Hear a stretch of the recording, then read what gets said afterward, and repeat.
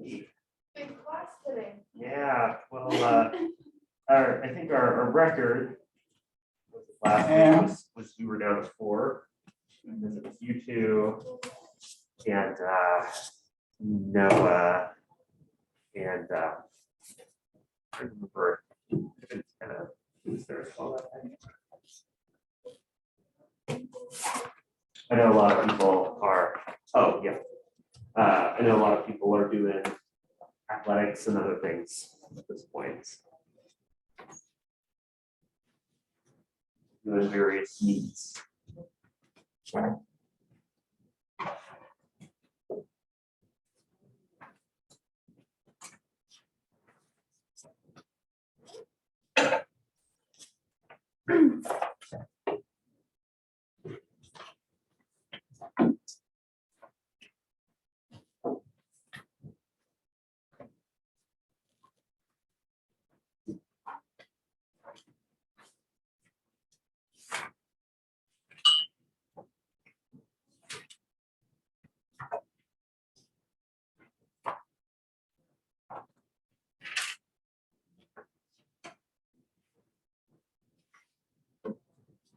Hey. Hey, welcome. Good afternoon.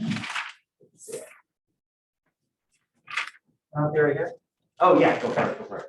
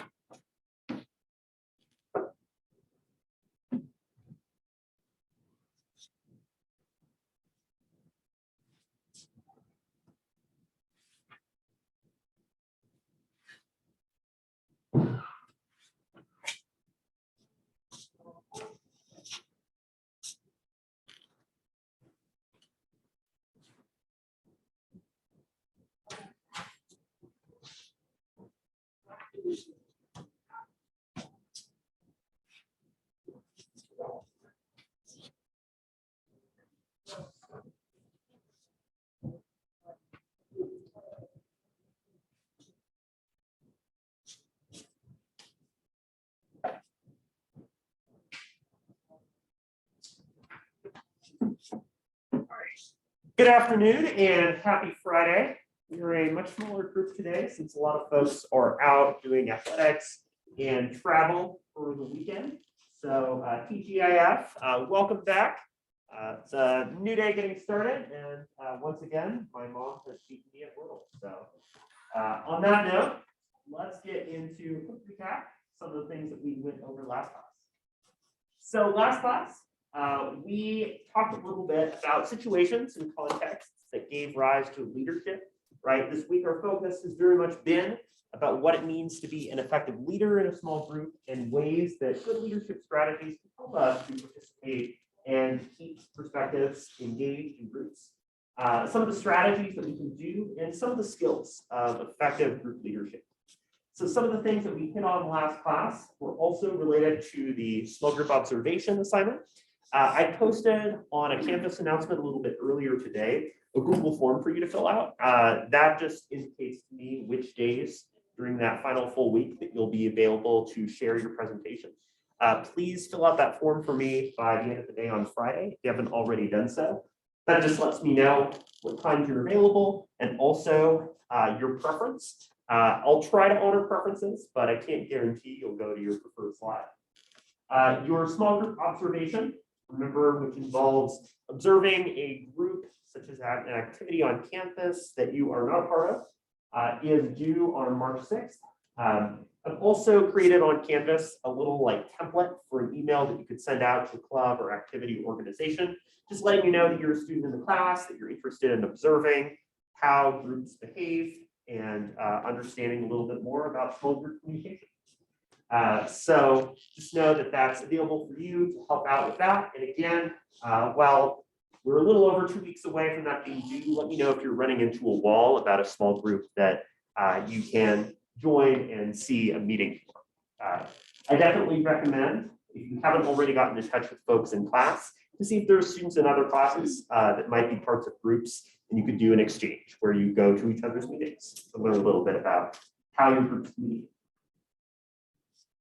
Last class, we talked a little bit about how being a good leader, right, involves a lot of characteristics. It involves showing a level of openness and engagement and care toward other people. That by avoiding sort of a top-down or dictator-style leadership, you can instead move toward an opportunity for a leader to learn and kind of grow into the process, develop a plan to incorporate diversity as additive to the overall cohesion and perspectives that a group is able to bring to the table.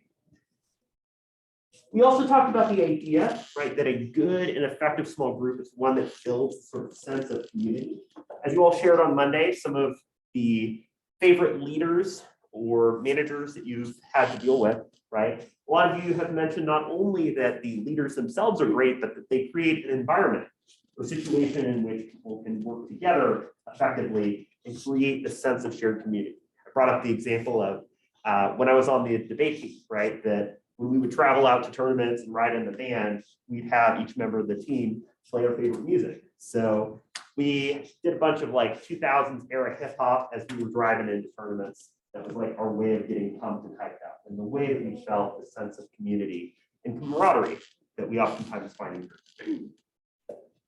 So for this class, I want to focus a little bit on the idea of groupthink. If you've taken a class like conflict management, you might be familiar with this idea a little bit. But this is one of the greatest barriers that we face in working together effectively in groups, and something that, especially if you find yourself as a leader on campus in an activity or organization or group, that we're going to have to try to push back against. We'll also talk about some of the ways that we can create a strong team, and we'll do a little activity at the end that asks you to apply and use some of these styles of effective leadership. I really like this visual as a way of thinking about the overarching problem of groupthink, right? Groupthink being this issue in which we are more likely to self-censor and not to share an honest perspective about an issue or topic because we perceive the majority of the overall opinion of the group going against our perspective.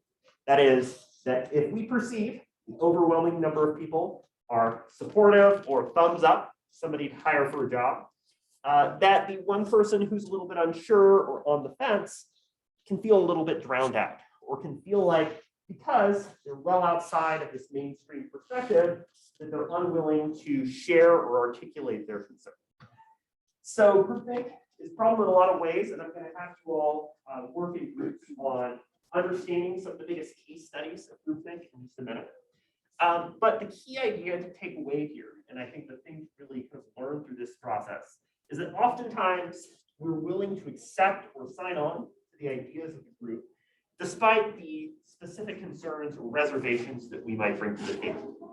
For example, right, if you're part of a committee or group that's trying to hire somebody for a job, and you find that all your coworkers support candidate A and think they're the best person, you support candidate B, you are less likely to share your perspective and concerns or preference for a lot of reasons. One of them is that you don't want to rock the boat. Another reason could be that you think that you're just wrong after hearing the ideas shared by other people.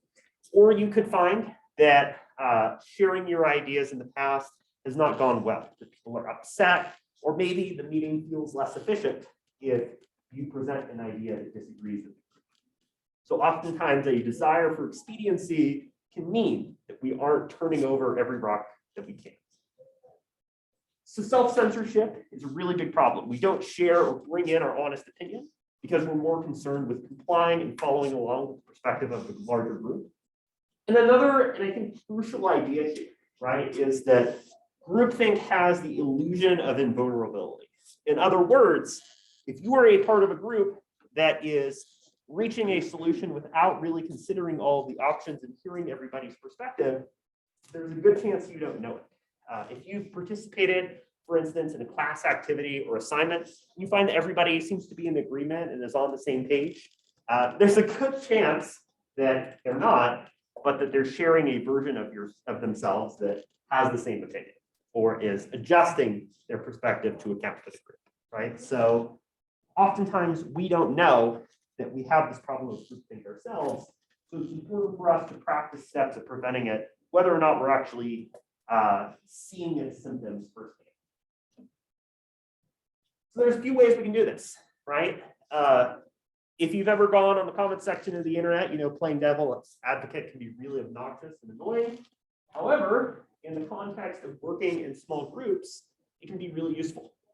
So playing devil's advocate, right, can be a task that you assign the same way that you assign somebody to take minutes or track the overall flow of the group meeting.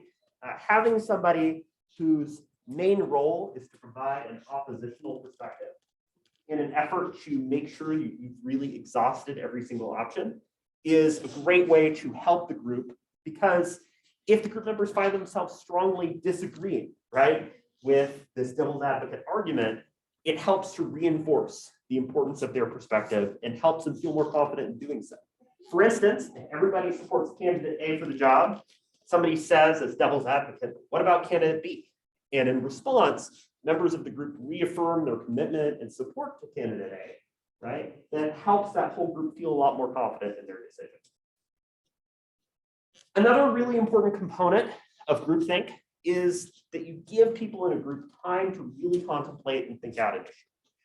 We're way more willing to find ourselves agreeing with the group or gravitating to groupthink if we don't have the time to fully develop our own opinions. And a lot of complicated and challenging topics, right? We don't have the amount of time or focus that we need in order to reach our own solution. So a really good way that we can address and deal with that is by using something like an agenda or giving people an amount of time after a meeting to think about and reflect on an issue. For instance, we talked last week about the idea that an agenda can preemptively help people to prepare and think about the content of the meeting. For instance, maybe your group or team or extracurricular on campus, right, is asking people in the group to think about what they want to do for the chess club symposium, right? That's an opportunity for you to really think in advance and bring a more informed perspective to the table. One way you can do this as well is to ask people in advance of a meeting to write down or share their perspectives individually, right? That way you have their version before they get added on to the group so that their ideas can be a little bit more developed. And also encouraging people to openly express their views, right? One thing I really value in classes, including this one, is the idea that there are no bad questions and that people should be open to raise their concerns or questions or issues that come up, right? That oftentimes if somebody presents an idea or thought and it gets shot down and somebody says that's a ridiculous idea, that's terrible, well, that's not only bad for the person that asks the idea or the question, but it also signals to other people in the group that they are not able to comfortably share their ideas. A couple other things that I add here, one of them being that if you are a leader in a group, if you express your opinion early, you are going to make more members of the group conform to your opinion, right? So oftentimes a group leader would share their perspective or opinion later on in the meeting after people feel like they've had the chance to openly express and share their views. So it's important for us to create that type of environment where there's good, open, and honest communication overall. So here's what I want to do now. We've got, looks like about 5 people on Zoom. So we'll do a group of 2, a group of 3 on Zoom. Then we'll have the 4 folks that are here face to face in the group as well. I'm asking you to do a little bit of work. If you have a device with you, you're welcome to do a little bit of searching or to discuss some members of your group some of these examples. These are some of the most notorious cases of groupthink that have happened historically. And what I want each group to do is looking at their assigned example. First of all, what happened? What is this case or example?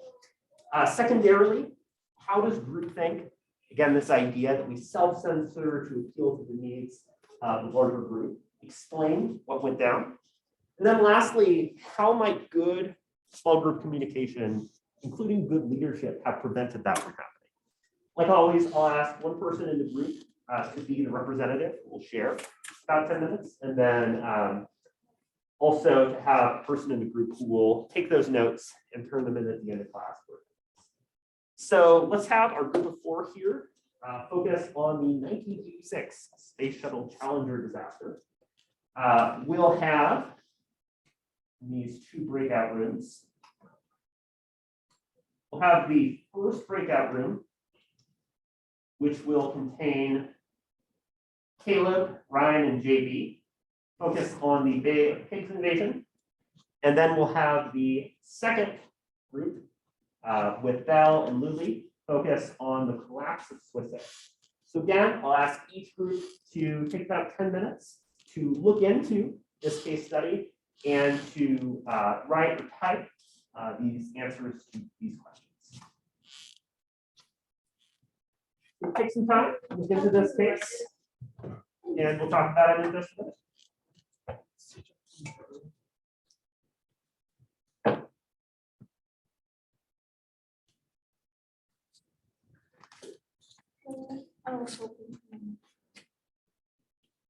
So in this example that we have, the NASA Space Shuttle Challenger exploded on January 28th, just 73 seconds after the launch.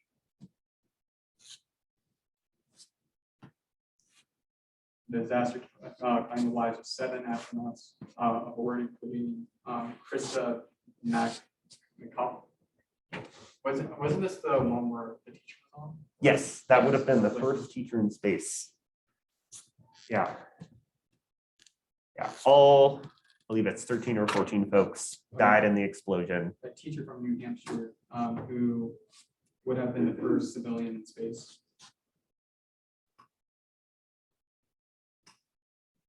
The cause, it seems like it was later determined that 2 rubber O-rings, which had been designed to seal the section of the rocket booster, had failed due to the sensors on the morning of the launch.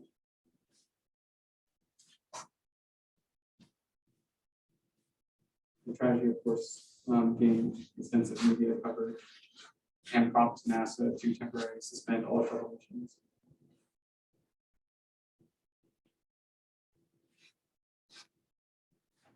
Yeah, so that seems like a good kind of summary of what sort of went down, right?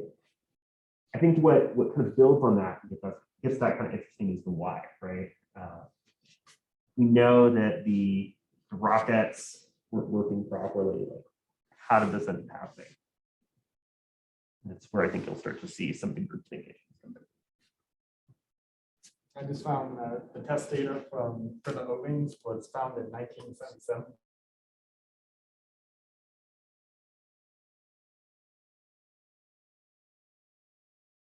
Yeah, I don't remember exactly like everything, but I remember going over this a little bit. Conflict of interest, and there was a few people that were concerned about like some of the stuff, like the delaying the launch, but also like direction of that one. Like you said, that's videos, but they're just kind of like, like I'll be good, they're fine.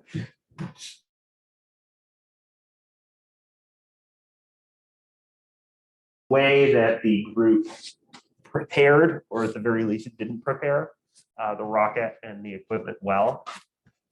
I would also look in and see if there were any perspectives or opinions that weren't fully considered to have prevented things from happening.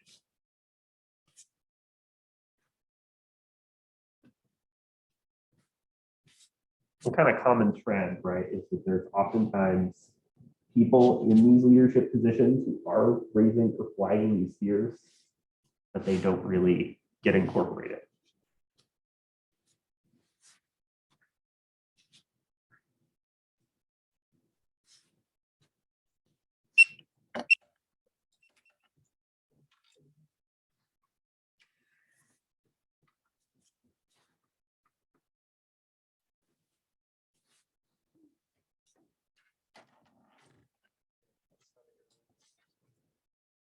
they deleted like 3 times. And then on the 28th, the cold front came in and said like record low numbers before that. And engineers with Morton Bianco, I think it's his name, the manufacturer the shuttle solid rockets express worries of how the cold effect between solid rockets attached regions each other's on the side of the rocket. Let me read this. Here's the very cool weather technicians turned on the launch pad fire suppression system at a low rate to prevent freezing during the night. This in turn covered the launch pad with ice.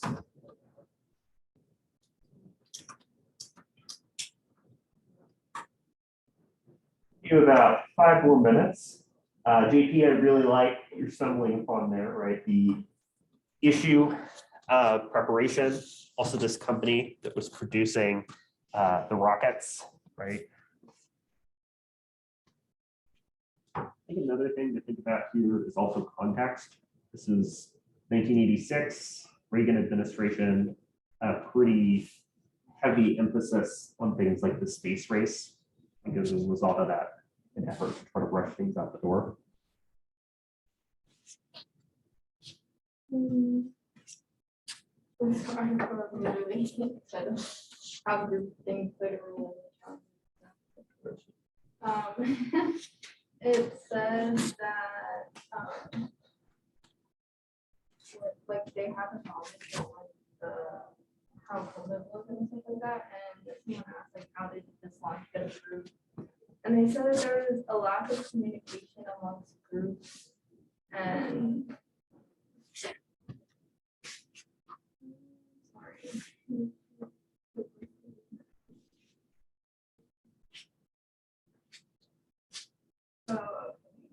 So like he was just talking about like the space race and like trying to like, Get There- it done. yeah, there's like pressure and stuff. The politics and focus.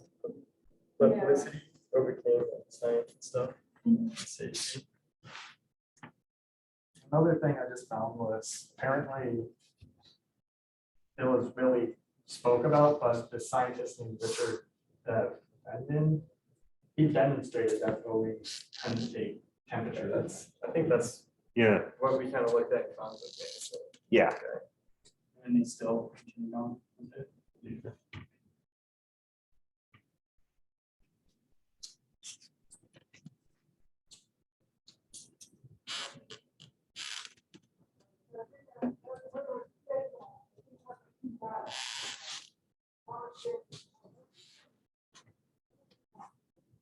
You've seen the movie Don't Look Up on Netflix. It's an eerily similar case of groupthink automa for sure. Is that the one with Leonardo DiCaprio? Yeah, yeah, it's got a bunch. I mean, I think there's like Jennifer Lawrence, Meryl Streep, and a bunch of other people in there too. It's the new one, right? Yeah. A very interesting fictional representation of groupthink for sure. It seems like you all are getting to a pretty good point, so I'll give you a couple minutes to finish up and share with the folks that are here on Zoom. Checking in with the Zoom groups, it looks like things are going pretty well, so I'll give them a minute or two to finish it.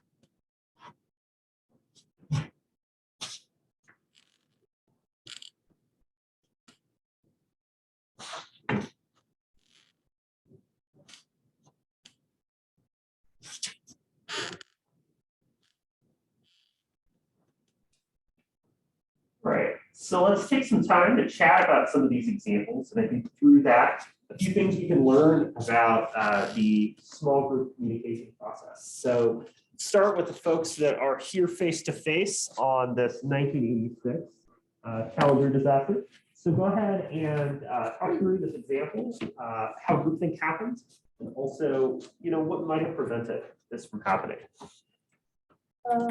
So on January 28th, the explosion of the US Space Shuttle Challenger happened shortly after the launch, and all 7 astronauts on board died.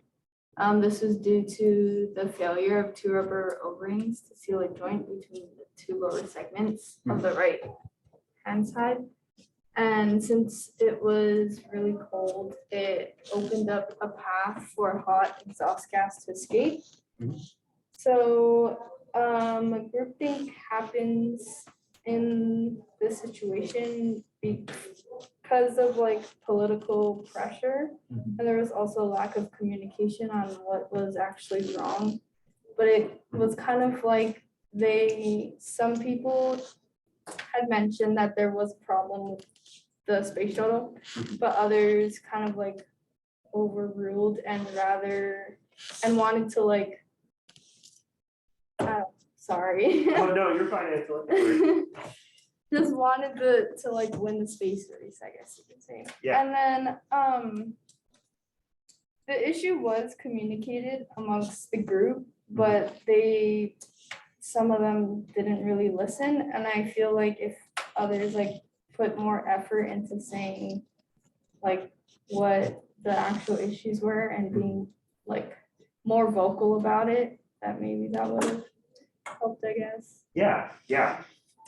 So Angela, in hearing your group's points, I think you all did a really good job of identifying, a lot of the contributing factors, things like political pressure, desire to make the results happen quickly, expert opinions and concerns that aren't really being heard or incorporated are definitely some of the really big symptoms there, right? This is, again, considered a pretty bad case because you had 13 to 14 people who died who didn't need to. Had those voices been more thoroughly considered in the conversation. Let's hear from the trio on the Bay of Pigs invasion. There's somebody from that group that would be able to share. The Bay of Pigs was a failed war invasion where the offense was completely blindsided by an ambush. It was kind of doomed to fail before the first shot was even fired. The initial intent was to kind of completely take over Cuba and the communist ways it had going on down there at the time. We said groupthink was involved because a group of military officials met and didn't really look in depth of the attack. They just kind of like were full scale, head over heels going for it. And it was also an order sent directly by JFK to the CIA. And so we think there was a lot of people who didn't really want to go against the president's words and just kind of ignored what he had to say. Yep. We said for small group communication could have helped. Maybe if somebody just had spoken up at all. It seemed from the outside eye, there was little to no small group conversation at all with this subject. If somebody had just mentioned maybe, hey, there's some cons to this, or here's what the outcome could look like if it goes wrong, then there could have at least been a little bit more planning to go along with it. Yeah. Awesome. Thanks, Ryan. I really like your point too that your group brings up, right? The JFK issued that or ordered that to happen in this very kind of unilateral way, right? Again, this idea that when a leader brings in their own opinion pretty strongly early on, that it can oftentimes make it more difficult for members of the group to feel like they can openly express their views. And then lastly, let's hear from the pair that looked at the Swiss Air. What came up to you all? So the collapse of Swiss Air. So Swiss Air is a airline in Switzerland, and in 2001, they went bankrupt and they were in debt of 17 billion Swiss francs or $13 billion, and then it resulted in 5,000 job losses, and the country's biggest corporate failure. The groupthink was, shoot, I can't find it. 1 second. No worries. So that really high up, the chief executives, they kind of started falsifying documents, and they were charged with dishonest management. And so they kind of started like pocketing cash and stuff. And then the board members kind of followed. And so I feel like they kind of might have been pressured and like maybe blackmailed into not losing their job unless they followed the executives. And then the small group communication was like, if the board members maybe got together and like, I don't know if they could overpower, maybe if they could overpower the two executives, then it might not have resulted in total bankruptcy of the airline. Yeah, thanks, Belle. You raised some really good points here regarding sort of the corporate level failures. Again, this is a major airline company that, as you mentioned, kind of went from having this really massive amount of revenue to just kind of crashing and burning. It also, really lends itself to this idea of illusion of invulnerability, right? That the members of this corporation felt that they didn't need outside partnerships or additional perspectives, didn't think that they would ever go under, and that very much changed. We've definitely seen something similar in the context of organizations in the streaming wars, right? A lot of companies like Blockbuster did not think that streaming was going to be a significant thing. Now we have like a ton of major cable companies who are in a major battle over access to content and resources. So thank you all for sharing and taking some time to look into these case studies. I think as you all kind of hit on and addressed, there's some key takeaways and things that we can learn from this process. Up here, the Challenger disaster is an example of avoiding this idea of mind guards or ways that we psychologically try to prevent ourselves from accepting outside perspectives or things that we disagree with, right? Oftentimes we put up a shield if we hear an idea or thought that goes against interests of the group. But really hearing that out and inviting in outside perspectives is an important way that we could prevent some of these disasters from happening. Right? In the case of Bay of Pigs, having foreign policy leaders or experts who are in a situation where they can more openly question this administrative approach would be useful. And also this idea that we don't want to overestimate the expertise. Just because you bring in a room of experts does not necessarily mean that those experts are going to create an ultimate decision that reflects for the best of the group. So again, thank you all for sharing some of these challenges. Given that, there's a few strategies that we can take that can help us to create a really good and strong team. A few ways that we can do this, first of all, is about figuring out who's part of the team or group and inviting people who are not only experts, but also people who can work well and collaborate with one another. When you're forming something like an extracurricular, an activity on campus, or maybe even something like a study group, it's finding people that you feel like are qualified and able to tackle the issue at hand. Choosing a responsible leader. We've talked a little bit about leadership modules such as emergent, democratic leader, but having a leader who, even if they don't necessarily have the direct experience, shows the qualities like an openness and willingness to accept different perspectives that would allow them to take on that role well. Promoting cooperation, finding times that members of the group can work together. We've talked about how you can use casual settings, meet and greets, icebreakers, and little activities that let people get to know each other in a positive way. Making sure that people understand the goals. Again, sending out an agenda and guidelines is a really good way to get people early on understanding the group. Having commitment, So one thing that can be really useful as you're taking minutes or tracking the course of a meeting is to ask for a specific number of people. Hey, for our philosophy club on campus, we're putting together a symposium. We need 2 people in charge of creating the posters. Can I get 2 volunteers? Have 2 people who verbally sign on, add them to the minutes, That way you have a clear paper trail of who's assigned what task. Clarifying responsibilities. Again, making it clear who needs to do what within the group and the roles that people are playing. Having good action to address issues that come up. For instance, if you're part of a group activity for a class, you have somebody in your group who hasn't been answering emails or coming in, you might talk to your instructor early on and let them know, hey, this person hasn't been going to our meetings and I'm a little bit worried about making sure they're included. Technology can be useful, when it makes things accessible and helps people to participate. There's a lot of really cool things, including pens that are able to verbally take in recordings and take those back. So, using technology in a way that can be accessible and clear is helpful. Doing things like providing slides in advance, for this class, I post them for Canvas, on Canvas ahead of time. Also, like allowing for a larger text version of something like a large written document can be really useful as well. And then giving quick feedback. For instance, this poster is great, but the font color needs to be changed. It's a lot more useful to give during the meeting rather than a month later, right? When you provide feedback and support to somebody as the meeting is happening, you let this sort of exchange happen in a much more organic way. It can be sort of addressed and dealt with immediately rather than something that comes later. In addition to that, right, we can think about some of the different types or styles of leaders, right, and some of the qualities that they might take depending on the situation. One example here, right, is a more autocratic form of leadership. This is a very kind of top-down and typically something that we see in somebody that might be a more appointed leader. That is, in a more autocratic style, a lot of the rules and norms are determined by the person who occupies that leadership role. So again, this tends to be on the extreme end, a more dictatorship style of leadership, but could also just be a leader who very much values having a lot of power in the context of the group's dynamics and norms. Laissez-faire is a term that describes being hands-off. You might be familiar with this in like economic theory. Adam Smith, The Invisible Hand, and this idea that the economy is sort of a self-correcting thing is a theory of economics that's laissez-faire.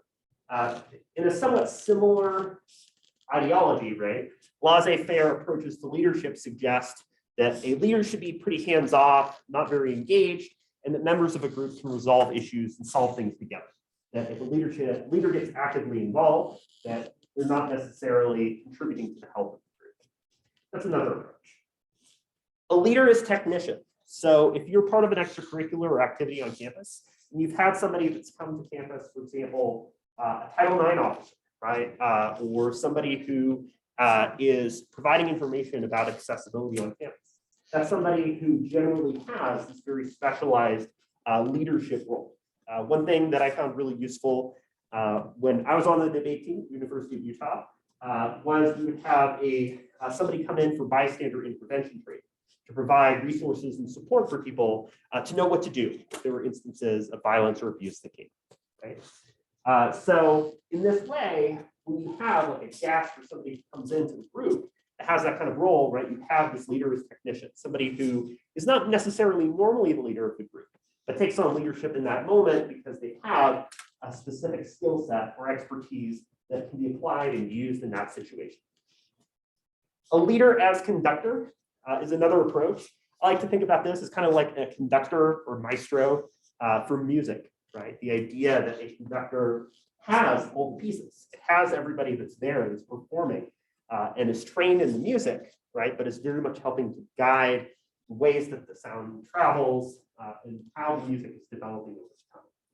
That is, you've got those resources, you've got the folks together, and you're trying to unite or bring them together for a common goal. Another kind of silly example, if you've watched like a TV show revival or reunion, there's a lot of hand-wringing that goes into bringing everybody together toward the shared goal of bringing people back for a show. For example, right, the Friends reunion is an instance of that type of leadership role being taken on by producers to get everybody back. And then lastly, as a lot of you brought up from Monday, the idea of leader as a coach, right? Somebody that is able to provide you with this sort of direct mentorship, training, and support is another example of how leadership can facilitate the overall participation and engagement of leaders. That this is somebody who is actively listening to, supporting you, and helping you out. Again, some of my favorite coaches have not only been the people that have helped me get better at the activity or group that I'm a part of, but have helped me become more confident, maybe better at other issues as well. When I got better at learning how to make an argument, I got better at learning how to structure an essay. So, those kind of transferable skills are ones that coaches can really help to provide in that type of leadership role. Some of the things, right, that can make leadership and group organization work, including things like orientation and education. Do you understand the issues? Or if you don't, are you doing some upfront research or training that can help you become an expert in what you do? That you provide encouragement, right? That you nurture or support the group as they're going through difficult times. Again, when I did debate, one of my favorite experiences would be we'd lose every single debate round. We'd be crushed. We'd have an awful experience. And our coach would tell us, fall forward. It's a learning experience. Save the notes and redo the debate. Do it better next time. And practice doing it better so that you can improve in the future. That type of approach can really help groups really develop that cohesion over time. Assessment and correction, right? Sometimes a group does not always go the way you want it to. Maybe a group gets off task or is not able to accomplish what it wanted to. Providing that kind of constructive feedback, using things like the compliment sandwich. Here's a good thing, here's something to work on, here's another good thing. It can be a palatable way, especially if you're working with folks that are a bit younger, like coaching middle or high school team. It can be useful.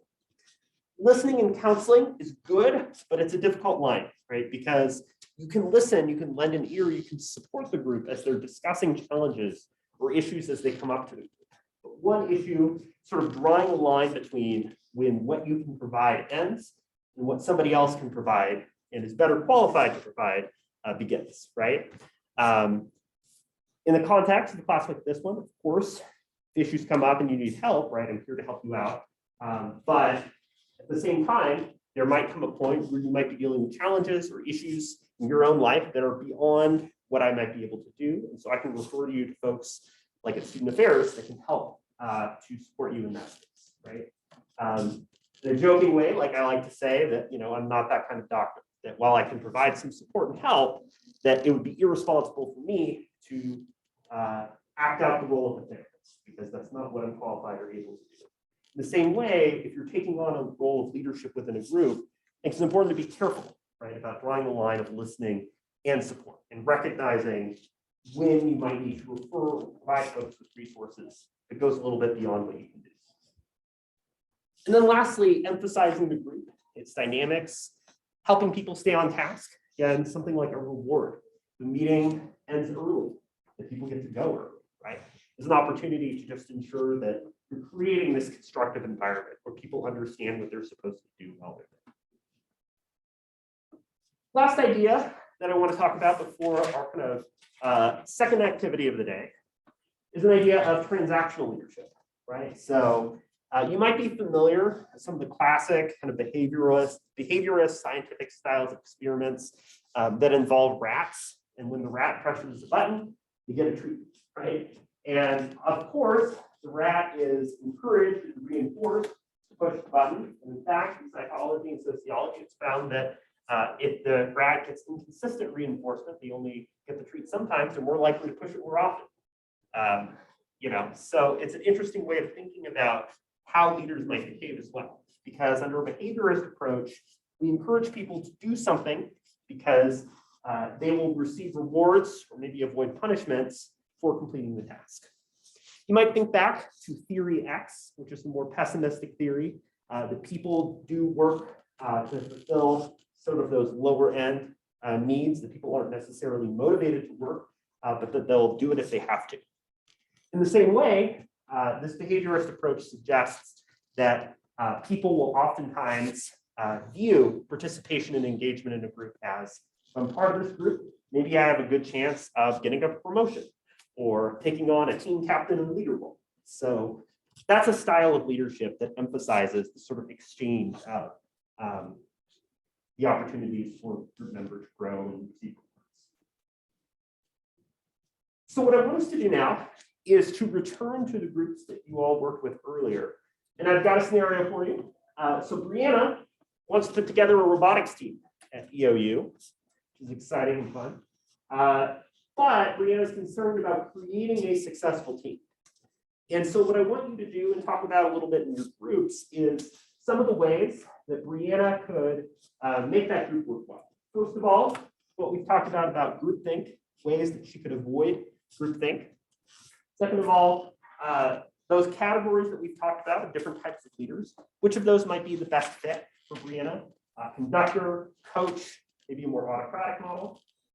And then what kind of traits or behaviors should Brianna do that could show good leadership too? we'll have the 4 folks face-to-face work again, along with the same 2 breakout rooms. You're welcome to draw a line and continue on your attendance activity from where you left off. So we'll give you a few minutes to chat about this, and I'll have folks share some of the things that you all thought about in your suggestions for creative.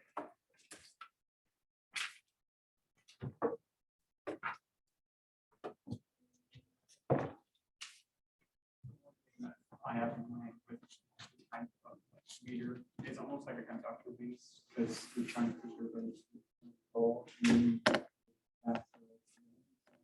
Or like you would say, if you are using like a position as like an example, you need people of the experience to reach a goal of performance. And so with this kind of perspective, you would want students that would be not experts per se, but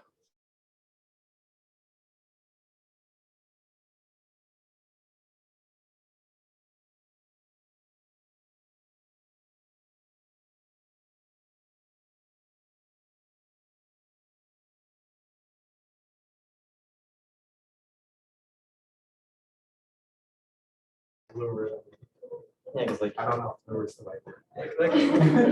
that could also work as like for robotics, certain people know benefits and stuff, so they like take the leadership. From it, so that's specific. No one else. Is. We have to pick one. You could consider a combo, right?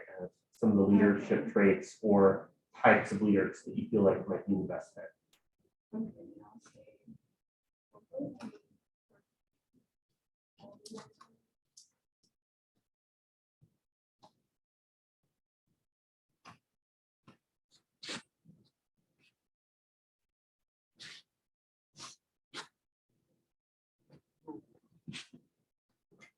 You have a couple more minutes to continue thinking about this, and brainstorming some of the ideas. How you can run a good group. Encourage people to like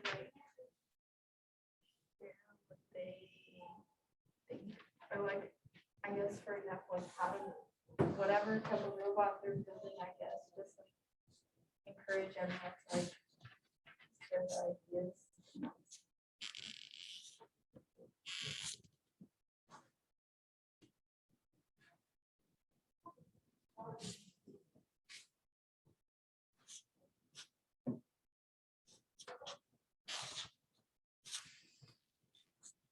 Like that specificity. There could be a really cool robot somebody wants to build, right? You never hear their idea if they don't have this open feeling to share it.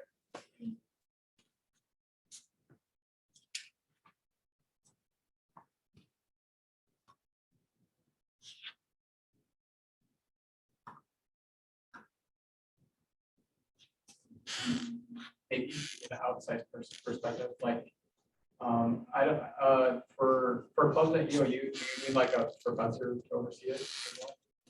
I'm not positive, actually. I think it might depend on its organization or structure and like what sort of legal designation it has, if it reports to like ASUOU or. Okay. So to help with that group thing or development is like you pull like maybe a professor in like mechanics or physics into the group for some like overviews or like to check the robot, see how it works, and then they can offer what solutions they have if they run into some problems. I think that's good. Like inviting an outside perspective for later on is a huge help. Can sort of be this double check of what's going on in the group as to whether or not it's going okay.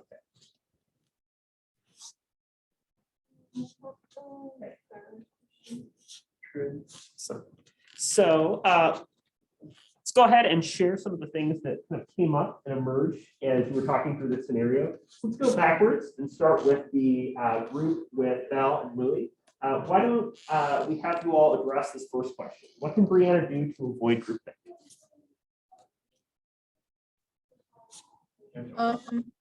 We said pick the members carefully. So like people who are interested in robotics and like want to be there and actually like have goals in the club, and then clarifying the goals so everybody is working towards one common goal, not a bunch of little ones, and evenly distributing tasks so nobody has all the work and like some people are doing nothing. Yeah, awesome. Thanks for sharing. So let's hear from the other breakout room on the second question. Which type of leader should Brianna be and why? We mainly said it kind of depends on the scenario of who she has in the group. She said, we mainly said conductor just because it seems like a lot of people pretty much know robotics will be in that group. And so it's about bringing them together for the common goal. But if she Uh-huh. has some people who maybe don't know a lot about robotics, being a technician to kind of help teach them as they go to that common goal as well. Awesome. Absolutely. This sort of common goal, working toward that common goal is definitely a really great asset they could use. And then face-to-face folks, what kind of leadership traits or qualities do you all think Brianna should have? I guess one of them should be creating group emphasis. So like making sure that the group is staying on task if they were, say, building a robot. Sure. And I guess also nurturing and encouragement, because you want everyone to feel like encouraged and feel like they're able to like share their ideas that they may have. Yeah, right. As we've kind of talked about this idea of leading by example, right? Of really creating the kind of interpersonal communication we hope to see among other group members too. Later in the future. Thank you all for sharing, taking some time to think about this. So to wrap up for today, we were talking about how we open up different opinions and perspectives through good group leadership, avoiding things like groupthink and some of the trends, behavior, and goals. And also that we emphasize this sort of team engagement and of really actively working together as a group. Next week, we'll be getting into group motivation. How can we inspire and drive people to work together to effectively achieve and meet some of their goals? So folks on Zoom, please email me your group's attendance. Looks like you, Angelina, have your group, so I can grab that when you're ready. Have an awesome weekend. Stay safe if you're out traveling or doing anything fun. And I look forward to seeing you all again next week.